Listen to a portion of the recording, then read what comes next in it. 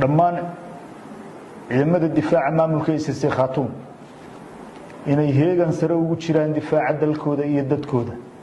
una diyaar garoobaan xaalad kasta oo iman karta shacabka SSC Khartoum aanu ugu bishaaraynayno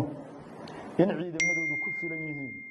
una taagan yihiin mar walba sugidda ammaankooda iyo difaaca dalkooda bismillaahir rahmaanir rahiim ugu horeyn maamulka SSC Khartoum wuxuu tacsi tiiraanyada ka dirayaa falkii argagixiso ee maamulka Soomaaliyeedka ahi uu ku diray Salmaan Aadan Cabdi Madoobe magaalada Ceergaabo ee gobolka Sanaag 27kii bishii 8aad ee 2024 oo maanta ahayd sidoo kale waxaanu tacsi ka diraynaa